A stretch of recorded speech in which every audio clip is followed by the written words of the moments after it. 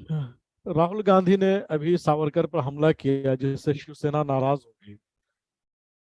क्या समझ रहे हैं कि ये जो अघाड़ी विकास है, यानी कि जो इत्तेहाद है, इस इत्तेहाद में इस बयान को लेकर कुछ दरार पड़ सकती है, या फिर शिवसेना भी बीजेपी की तरफ जाना चाह रही है?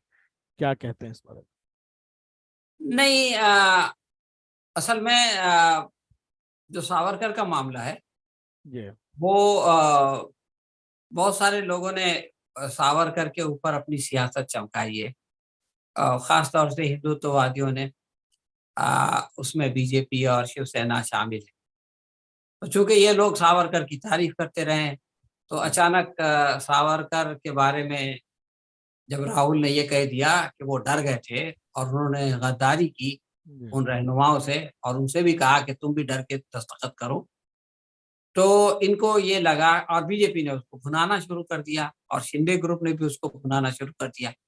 ये और एफआईआर की बात भी आ गई। वो सावरकर के एक कोई बेटा या पोता है, उसने जाकर दादर में एफआईआर कर दी। ये तो शिवसेना की तरफ से भी नाराजगी का इजहार हुआ दो तरह से।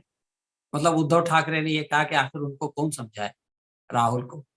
और राउत ने ये कहा कि जनाब, उनको ये बयान नहीं देना चाहिए था।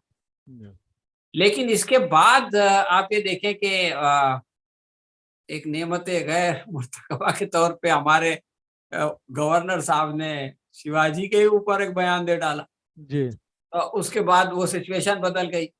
और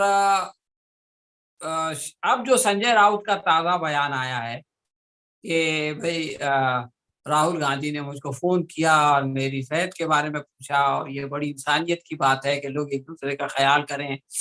तो उससे ये एक सियासत में जो है वो इशारे होते हैं, संकेत होते हैं, जिससे ये बताया जाता है कि हम हमारे अंदर क्या है, साफ-साफ कोई नहीं बताता।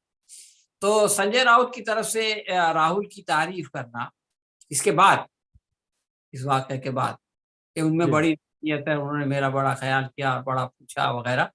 तो इससे ये बात समझ में आती है कि अब इस बात का इम्कान फ़िलहाल नहीं है, आगे चल के क्या होगा ये नहीं कहा जा सकता। लेकिन जी इस बयान की बुनियाद पर जो लोग ये उम्मीद कर रहे थे कि महाविकास अघाड़ी टूट जाएगी और उसमें का एक हिस्सा अलग हो जाएगा, इसका इम्कान हाल-फ़िलहाल तो नहीं। जी।